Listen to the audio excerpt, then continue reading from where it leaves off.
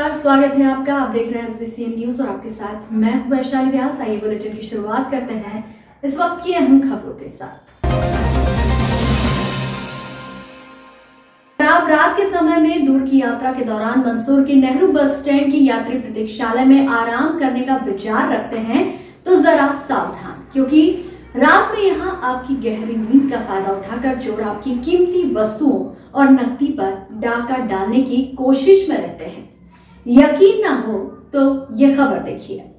दरअसल मंदसौर की मुख्य नेहरू बस स्टैंड पर जहां दिन के समय में काफी शोरगुल रहता है, वहीं कई ऐसे यात्री जो दूर दराज गांव नगर के रहने वाले हैं और वे जब रात में कहीं दूर से यात्रा कराए और सुबह के इंतजार के लिए नेहरू बस स्टैंड की प्रतीक्षालय में ही रात गुजारते हैं, या फिर वे सभी यात्री जो रात के समय बस के इंतजार में इस प्रतीक्षालय में आराम करते हैं, उनके ऊपर यहाँ आसपास घूमने वाले चोरों की नजर रहती है। सोशल मीडिया पर वायरल हुए इस वीडियो को आप पूरा देखेंगे तो आपको यकीन हो जाएगा कि किस तरह नेहरू बस स्टैंड के प्रतीक्षालय में चोरों का आतंक है और कितनी सफाई के साथ ये चोर चोरी करने का काम करते हैं। लेकिन इस बार का ये चोर सक्रिय नागरिक के मोबाइल कैमरे से नहीं बच पाया। तस्वीरों में आप देख पा रहे हैं कि किस तरह काले कपड़े पहने ये शख्स आराम कर रहे एक बुजुर्ग यात्री के पास आराम करने के मकसद से पास आकर सो जाता है, लेकिन ये सिर्फ दिखावा है और मौका पाकर ये शख्स बुजुर्ग के पास रखे उनके कीमती सामानों को टटोलने लगता है।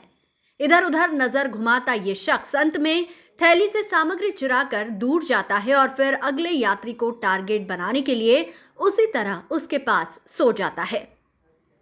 तस्वीरें साफ बयां कर रही है कि किस तरह मंदसौर के नेहरू बस स्टैंड पर बनी यात्री प्रतीक्षालय में चोरों का आतंक है।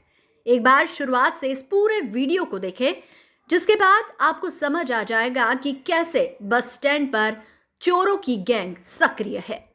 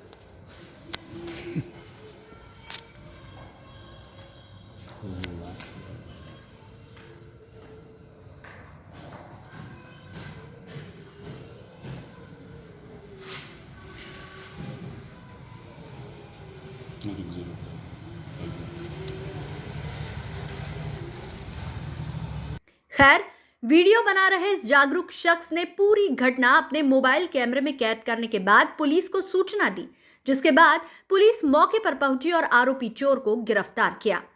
अगर आप भी किसी यात्रा के दौरान इस यात्री प्रतीक्षालय में आराम फरमाने की सोच रखते हैं तो एक बार इस वीडियो को जरूर देख लें। सभी यात्रीगण सावधान रहे, सतर्क रहे। Bureau report, SBCN news, Mandsaur. Ujjain STF की टीम ने लाखों के IPL क्रिकेट सट्टे को पकड़ा है, जिसमें नीमच जिले के 6 सटोरिये उज्जैन के सोनकच्छ से गिरफ्तार किए गए हैं। इनके पास से सट्टा खेलने की आधुनिक मशीन जब्त की गई है, वहीं कई मोबाइल और 4 व्हीलर और अन्य इलेक्ट्रॉनिक सामान जब्त किया गया है। उज्जैन STF ने कार्रवाई करते हुए IPL का सट्टा खेल रहे सटोरियों को हिरासत में लिया है। नीमच के सटोरियों को सोनकच्छ में सट्टा करते गिरफ्तार किया है। इनके पास से 26 लाइन का हाईटेक ब्रीफकेस, 45 मोबाइल, 2 लैपटॉप एवं अन्य इलेक्ट्रॉनिक सामग्री, 2 4 पहिया वाहन, 1,05,000 रुपए नकदी जब्त की गई है। अतिरिक्त पुलिस महानिदेशक STF विपिन माहेश्वरी द्वारा समस्त पुलिस अधीक्षक STF एवं अधिकारियों को संगठित अपराध के तहत विगत 1 माह से चल रहे IPL क्रिकेट मैच के संबंध में कार्रवाई करने हेतु निर्देशित किया गया था, जिस पर पुलिस अधीक्षक STF मनीष खत्री के मार्गदर्शन में उप पुलिस अधीक्षक अर्चना रावत एवं निरीक्षक दीपिका शिंदे के नेतृत्व में STF इकाई उज्जैन को लाखों रुपए का IPL का सट्टा पकड़ने में सफलता मिली है। सनराइजर हैदराबाद और रॉयल चैलेंजर बेंगलुरु के बीच अबू धाबी में चल रहे IPL क्रिकेट मैच के संबंध में STF उज्जैन को मुखबिर से सूचना मिली कि नीमच जिले के सटोरिये रितेश और जाहिद अपने अन्य साथियों के साथ सोनकच्छ के पास पप्पू एंड पप्पू ढाबे के कमरा नंबर 210 में IPL का सट्टा ले रहे हैं।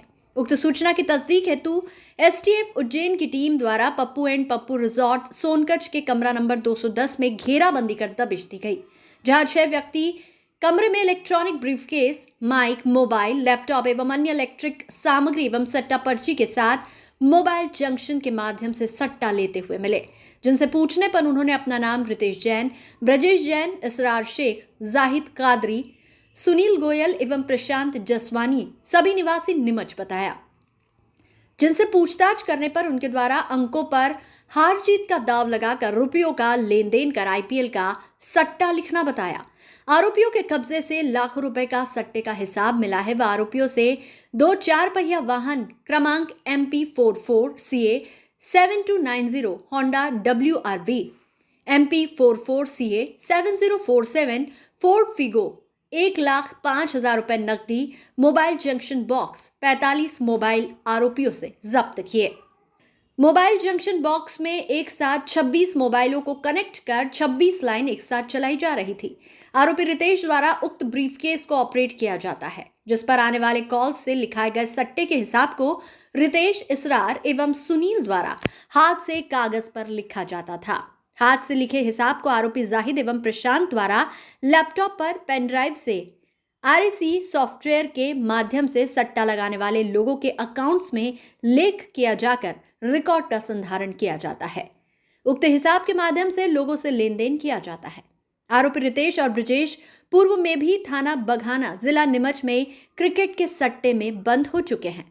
आरोपियों द्वारा उक्त सट्टे का व्यापार किनसे लिया जा रहा था और कहां उतारा जा रहा था, इस संबंध में पूछताछ की जा रही है।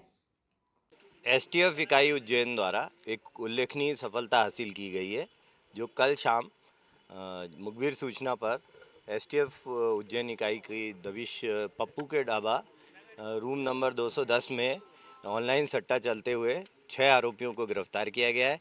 इनके पास से नगद 1,05,000 रुपये कैश और इसके साथ एक जंक्शन बॉक्स जिसमें 26 लाइन लगी हुई थी, जिनमें 26 लाइन का जो जंक्शन बॉक्स था, इसमें एक बार में 104 टेलीफोन लाइनों को कनेक्ट कर सट्टे का भाव बताया जाता था और दाव लगाया जाता था। और इसके साथ साथ वहाँ टीवी, 2 लैपटॉप जिनमें सॉफ्टवेयर के माध्यम से हिसाब इत्यादि रखा जाता था और इसके अतिरिक्त अन्य सट्टे की सामग्री मिली है। 6 आरोपियों को गिरफ्तार कर लिया गया है, जिन्हें माननीय न्यायालय प्रस्तुत किया जाएगा। उन्होंने यही बताया कि ये जो IPL का मैच चल रहा है, इसमें बॉल दर बॉल इसमें रेट आते थे और ये रेट इंटरनेट के थ्रू लेते हैं, ऐसा इन्होंने बताया कि इनको रेट मिल जाते हैं और टेलीफोन के रूप उससे। अभी इनसे और बारीकी से पूछताछ की जाएगी। माननीय न्यायालय हम प्रस्तुत कर रहे हैं और फिर जो रेट लगते थे उस हिसाब से जो हार जीत होती थी उसका अकाउंट, ये इनका कहना है कि लैपटॉप पे अकाउंट भी रखते थे कि कितना क्या कौन जीता हारा है और उस आधार पे फिर इनकी जो भी लेन देन होती थी इस तरह बताया है अभी। केंद्र सरकार के जल जीवन मिशन के तहत मंदसौर जिले को बड़ी सौगात मिली है। जिले के 20,000 से अधिक गाँव में आगामी 1 साल में नल कनेक्शन से जोड़कर घरों तक पानी पहुंचाया जाएगा। इसके लिए 86 योजनाओं को मंजूरी मिली है। इसमें से 39 के टेंडर स्वीकृत होने के साथ 11 पर काम शुरू भी हो चुका है। जिले के 895 गांवों में लाखों घरों तक पानी पहुंचाने के लिए योजनाएं तैयार की गई है। आने वाले दिनों में बाकी गांवों में भी योजनाओं को मंजूरी मिलेगी। इस मिशन के तहत चल रहे कामों की मॉनिटरिंग पंचायत से लेकर राज्य शासन और केंद्र में पीएमओ तक की जा रही है।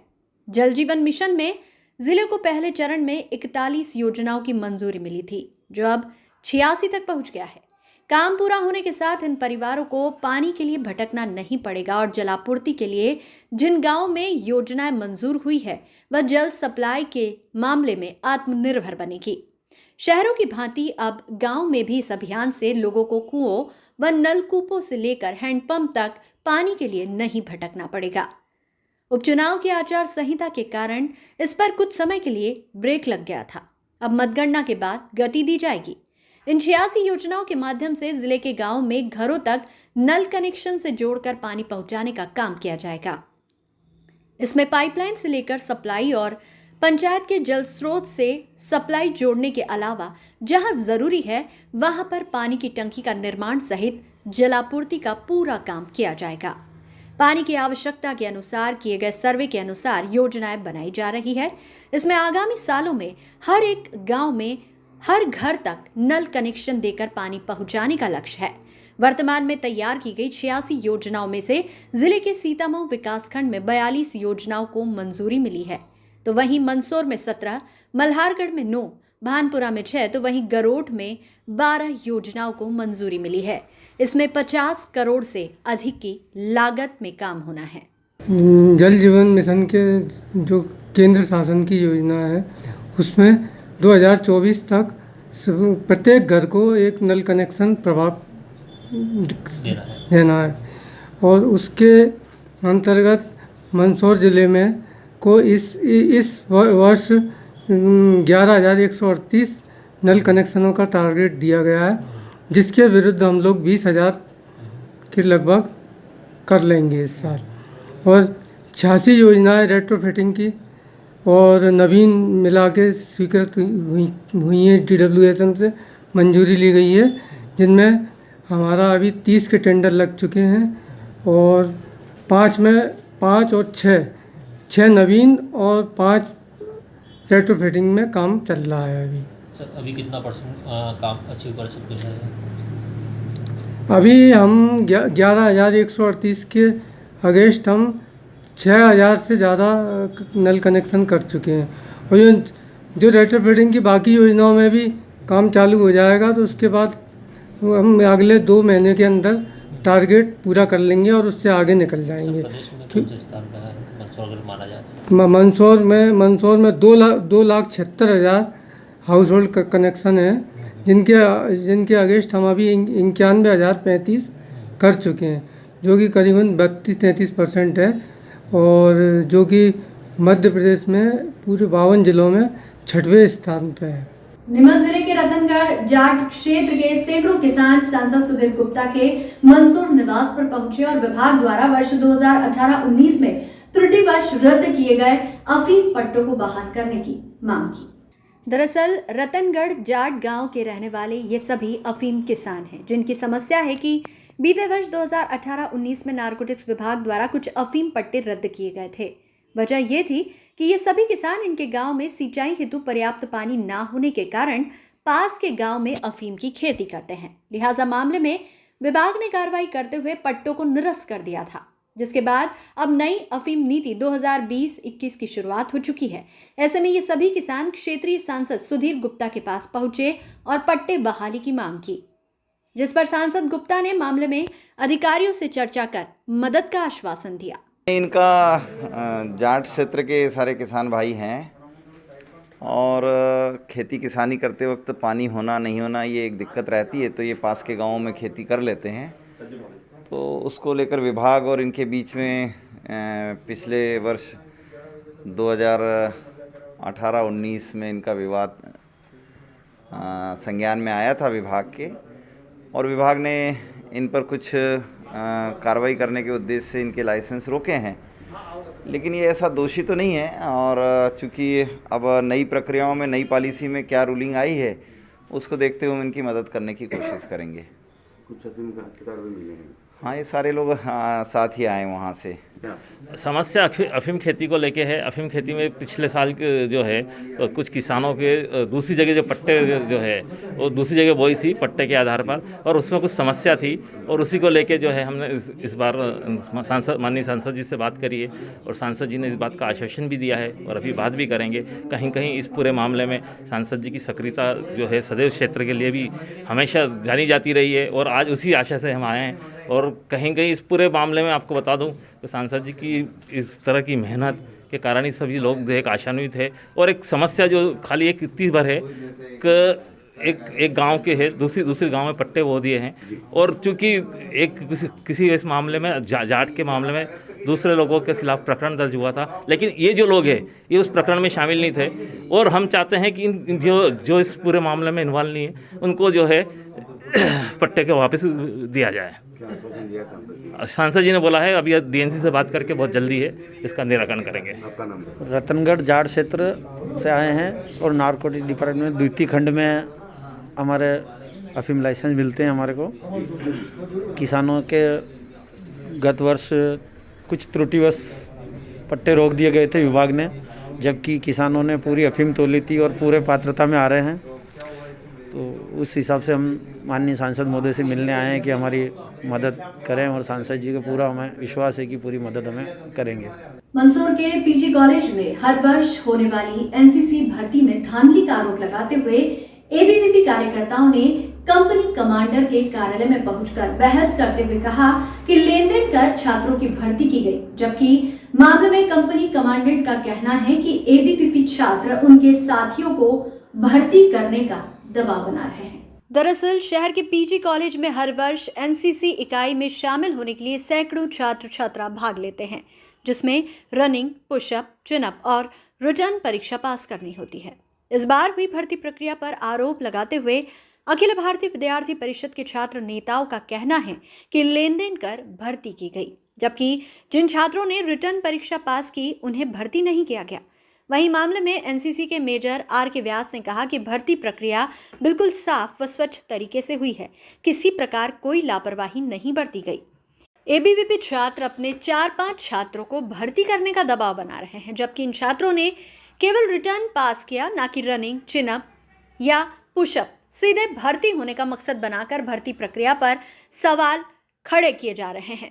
वहीं एबीवीपी छात्र नेताओं का कहना है कि सोमवार तक आंसर शीट के आधार पर पास हुए छात्रों का एडमिशन होना चाहिए, नहीं तो उग्र आंदोलन किया जाएगा। एक्चुअल में क्या है, देखिए कि अब ये चाहते हैं कि जो इनके कार्यकर्ता हैं उनका भी एनसीसी में एडमिशन हो, जबकि मैं आपको बता दूं कि सिलेक्शन बिल्कुल फेयर हुआ है। सिलेक्शन के दौरान में आपके मीडिया हाउस के लोग भी थे वहाँ, उन्होंने भी उसका पूरा वो देखा है, मुझसे इंटरव्यू लेके गए उस समय भी। अब ये आके कह रहे इन्होंने 5-6 नाम दिए कि साहब इनका एडमिशन करो। अब अगर मैं इनका एडमिशन करता हूँ तो जो वास्तव में बच्चे जिन्होंने रनिंग क्लियर करी है, जिन्होंने चिनअप क्लियर किया है, जिन्होंने पुशअप क्लियर किया है, जो मेडिकली फिट हैं और जिन्होंने रिटर्न भी क्लियर किया है, उनके साथ अन्याय होगा। इसीलिए ये बोल रहे हैं कि साहब आप इनकी आंसर शीट बुलवाओ। ये हमने फेल पास जो लिख रखा है बोले हम इसको नहीं मानते। तो मैंने बटालियन से बात करी है, अब वो आंसर शीट लेके आएंगे तो इन लड़कों की आंसर शीट हम इनको बता देंगे। आरोप लगा रहे हैं कि रिटर्निंग पास हुए तो उसके बाद भी इनको नहीं दिया गया। रिटर्न में देखिए, रिटर्न तो सबसे आखिरी में हुआ है, उसके पहले रनिंग हुई, रनिंग में इनका नाम नहीं है। ये जो बच्चे बता रहे हैं इनका नाम न तो रनिंग में है, न चिनअप में है, न पुशअप में है। तो अब ये आके पीछे से बैठ गए और इन्होंने रिटर्न दे दिया, उससे कोई वो नहीं, ये न्याय संगत नहीं। ये तो चोरी छिपे इन्होंने जबरदस्ती ये शामिल होकर इन्होंने रिटर्न दे दिया। अभी एनसीसी के लड़कों के साथ में लापरवाही हुई है, जो परिश्रम करके मेहनत करके जो एनसीसी में चीनिंग रनिंग करके सब पास हुए हैं, उनका एडमिशन नहीं हुआ है। जो टेस्ट में लड़के पास हुए उनका एडमिशन नहीं कर रहे हैं। जिन फर्जी एडमिशन हो रहे हैं यहाँ पे, इन्होंने या तो फिर पैसे लेके एडमिशन कराए हैं। हम इन पे आरोप लगा रहे हैं साफ साफ कि इन्होंने या तो फिर पैसे लेके एडमिशन कराए हैं। जिन्होंने मेहनत करी है, जिन्होंने टेस्ट में पास हुए हैं, उनका एडमिशन नहीं हुआ। हमने सोमवार तक का अल्टीमेटम दिया, आंसर शीट हमको चाहिए और जो पास हुआ उनका एडमिशन होना चाहिए। फिर भी नहीं होता तो ABVP उग्र आंदोलन को बाध्य होगी। किस प्रकार का रहेगा आंदोलन वो उस समय के हिसाब से तय किया जाएगा। मंदसौर कृषि उपज मंडी सभागृह में भारतीय किसान संघ की बैठक आयोजित हुई। बैठक में जहां संगठन के सदस्यता अभियान पर चर्चा हुई, वहीं मंडी में फैली अव्यवस्थाओं पर भी चर्चा की गई। भारतीय किसान संघ की मासिक बैठक कृषि उपज मंडी सभागृह में आयोजित हुई। बैठक में भारतीय किसान संघ के प्रत्येक 3 वर्ष में होने वाले सदस्यता अभियान पर महत्वपूर्ण चर्चा हुई। आगामी वर्ष 2021 में संगठन की सदस्यता होना है। इसी की रणनीति पर जिला व तहसील के किसान कार्यकर्ताओं से भारतीय किसान संघ के प्रांतीय अध्यक्ष कमल सिंह आंजना, प्रांत मंत्री शांतिलाल शर्मा ने मंदसौर पहुंचकर किसानों से चर्चा की। इसके साथ ही बैठक में एक और महत्वपूर्ण विषय पर चर्चा हुई, जो कि मंडी में फैली अव्यवस्थाओं को लेकर है। दरअसल देखा जा रहा है कि अधिक उपज की आवक से इन दिनों मंडी परिसर में जमकर अव्यवस्था फैल रही है। लगातार अव्यवस्थाओं की खबरें सामने आ रही है। भारतीय किसान संघ के पदाधिकारियों ने अव्यवस्थाओं के पहलू पर चर्चा कर मामले में मंडी कमेटी को अवगत करवाकर समस्या का समाधान करने की बात पर विचार विमर्श किया। हमारा आने वाला वर्ष सदस्यता वर्ष है, तो एक तो सदस्यता, अधिकतम सदस्यता करना, पूरी योजना बनाना सदस्यता के लिए, उसके लिए बैठक रखी गई थी। दूसरा कुछ समस्याएं हैं, उसके लिए भी मंडी की समस्या हैं, ताकि उन समस्याओं के बारे में विचार विमर्श हुआ है। तो अधिकतम सदस्यता हमारी हो, मेन तो यही है। उसके बाद समस्याओं वाला विषय भी है, मंडी में जो अवस्था चल रही है उसके बारे में। भारतीय किसान संघ के तत्वावधान में हर 3 वर्ष में सदस्यता अभियान चलता है, जिसमें सदस्यता की जाकर बाद में वापस नई कार्यकारिणी का गठन होता है। कार्य को गति देने के लिए इस प्रकार के कार्यों का आयोजन किया जाता है। इसी तारतम्य में इस वर्ष भारतीय किसान संघ की 21 में सदस्यता अभियान है।